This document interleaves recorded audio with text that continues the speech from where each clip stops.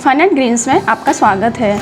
आज मैं आपको एक बहुत ही शुभ पौधे के बारे में जानकारी देने वाली हूँ, जिसको कि आपको अपने घर में ज़रूर लगाना चाहिए। मैं आपको बेल के बारे में आज बताने वाली हूँ कि बेल पत्र का जो प्लांट होता है उसको हम कैसे अपने सीड से अपने घर में कैसे ग्रो कर सकते हैं।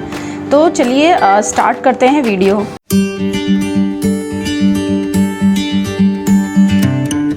ये देखिए, ये बेल का फ्रूट है, ये फुल्ली राइप फ्रूट है। तो हमें अगर सीड से इसको ग्रोन करना है तो इसी तरह का फ्रूट हमें लेना पड़ेगा।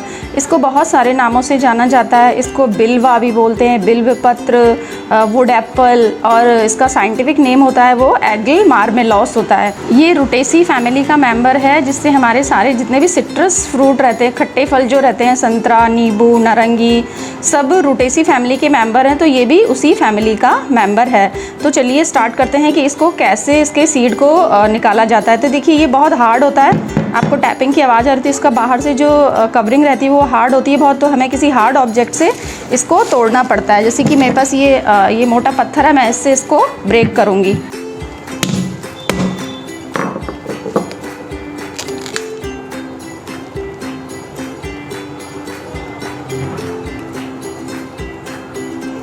देखिए, थोड़ा सा ये ख़राब होने लगा है ये, लेकिन इसके सीड्स ठीक हैं। इसमें ये ऐसे पल्प के अंदर इसके सीड्स धसे रहते हैं, तो हमें इनको पानी में वॉश कर लेना रहता है। ये देखिए, इस तरीके से ये इसके सीड पल्प में धसे हुए रहते हैं। तो ये मैंने कुछ उसमें से निकाल लिए हैं। तो इनको हमें टैप वाटर में वॉश कर लेना है इस तरीके से।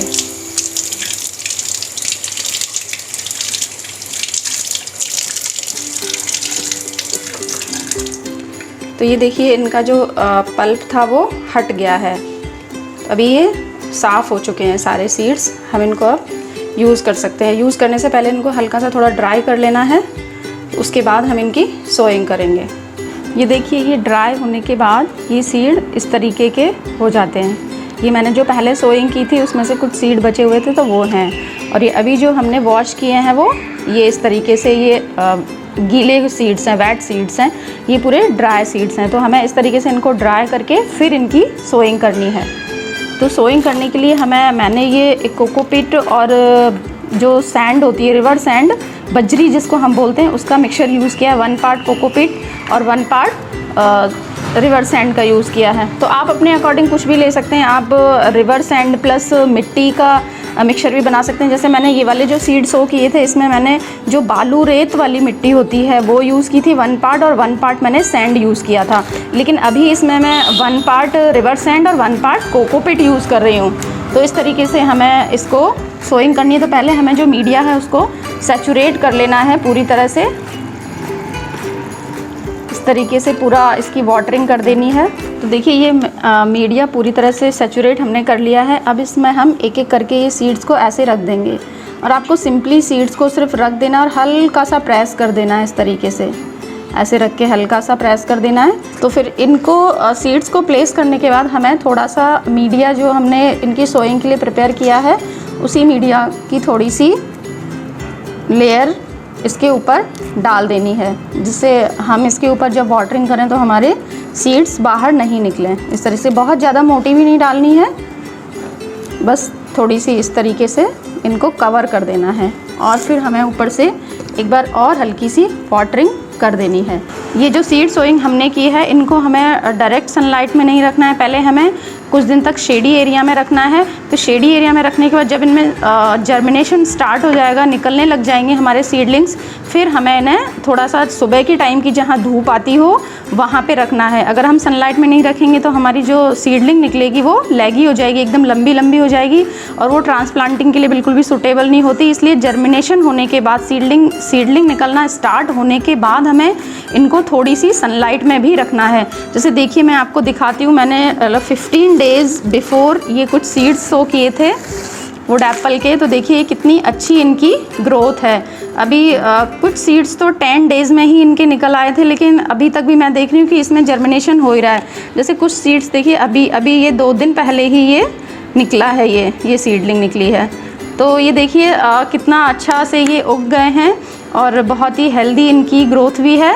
तो इस तरीके से आप जो बेल है, वुड एप्पल है, उसको अपने घर में लगा सकते हैं। तो मैं थोड़ा सा इसके बारे में आपको बताना चाहती हूँ कि जो बेलपत्र है उसकी मेडिसिनल वैल्यूज़ तो बहुत सारी हैं ही हैं, और भी इसकी स्पिरिचुअल वैल्यूज़ बहुत सारी हैं। हिंदू धर्म में जो बेलपत्र है उसकी बहुत मान्यता है कि इसको शिव जी के ऊपर चढ़ाते हैं और शिव जी जो होते हैं वो इससे बहुत प्रसन्न होते हैं। तो वैसे तो सब लोग बाहर से लाके बेलपत्र चढ़ा लेते हैं, लेकिन आपके घर में अगर इसका पौधा है और आप वहाँ से तोड़कर अगर बेलपत्र चढ़ाते हैं तो उसकी कुछ अलग फीलिंग रहती है। तो ये शिव पुराण के अनुसार ये माना जाता है कि जिस जगह पर बेलपत्र का पौधा या वृक्ष लगा होता है उस स्थान को जो काशी तीर्थ है उसके समान पवित्र माना जाता है। तो आप अपने घर में बेलपत्र का पौधा ज़रूर लगाएं। ये अगर आपके पास कच्ची ज़मीन नहीं है तो आप गमले में भी इसको लगा सकते हैं, कोई प्रॉब्लम नहीं है। वो थोड़ा बड़ा पॉट आप ले लेंगे 16 इंची 18 इंची का, तो उसमें वो आराम से ग्रो करेगा। और ये जैसे मैंने इतने सारे ये ग्रो किए हैं तो इतने सारे तो मैं अपने घर में उगाऊंगी नहीं, तो मैं ये थोड़े जब बड़े हो जाएंगे तो इनको पॉली बैग्स में ट्रांसफ़र करके जब और थोड़ी इनकी ग्रोथ हो जाएगी तो मैं किसी पार्क में या किसी शिवालय में कहीं भी आप इनको लगाने के लिए दे सकते हैं। तो ये अच्छा काम भी होगा आपके लिए। तो आप इस तरीके से बेलपत्र को उगा सकते हैं। ये जो बेलपत्र का पौधा है, ये जो आपके घर में अगर ये बेलपत्र का पौधा लगा हुआ है तो ये ऐसा कहते हैं कि आपके जो घर है, आपका जो घर है, जो प्लेस है, वो बहुत सारी नकारात्मक ऊर्जा जो होती हैं, जो नेगेटिव एनर्जीज़ रहते हैं, उनसे आपको बचाता है। और जो इसके पत्ते तो आपको मिलेंगे ही चढ़ाने के लिए शिव जी पे, और ज़रूरी नहीं है कि आप फ्रूट के लिए ही ग्रो करें अपने घर में। आप पॉट में इसको सिर्फ पत्तों के लिए भी ग्रो कर सकते हैं कि आप श्रावण मास में या जब भी सोमवार कोई भी पूजा हो तो उसमें आप इसके पत्तों को यूज़ कर सकें। शिव पुराण में कहा गया है कि इसके पौधे को अपने घर में लगाने से हमें जो है वो अक्षय पुण्य की प्राप्ति होती है। और मैं थोड़ा सा आपको इसके बारे में बता दूं कि जब कभी भी आप बेलपत्र चढ़ाएं तो सोमवार के दिन कभी भी बेलपत्र ना तोड़ें। सोमवार को नहीं तोड़ें, अमावस्या को ना तोड़ें और पूर्णिमा को ना तोड़ें।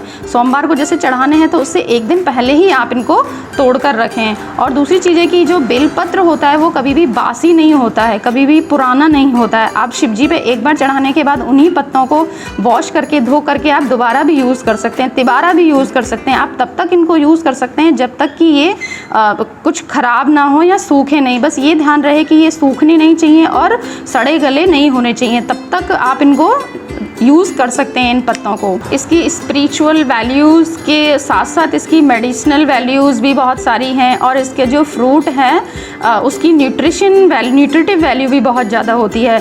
इसको ब्रेन और अपने हार्ट के लिए इसको जो बेलपत्र का फ्रूट होता है उसको टॉनिक माना जाता है।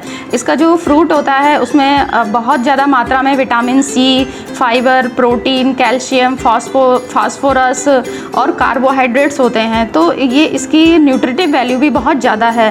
तो इसको आप इसका जो पल्प होता है, जैसे मैंने आपको वीडियो में दिखाया था, इसके पल्प को रॉ भी आप निकाल के खा सकते हैं स्पून की सहायता से, प्लस आप इसका जूस भी बना के पी सकते हैं। तो ये बहुत ही बेनिफिशियल होता है।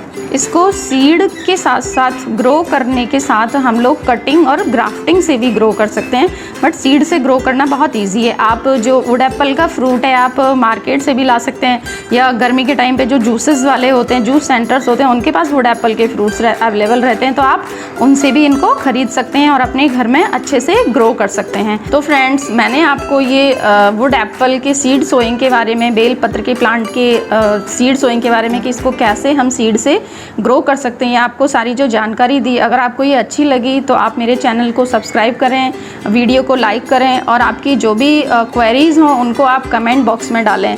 और मेरा आपसे ये कहना है कि आप ज़रूर अपने घर में इसको ट्राई करें, ज़रूर लगाएं, आपको अच्छी रिज़ल्ट्स ज़रूर मिलेंगे। Thank you. Happy gardening.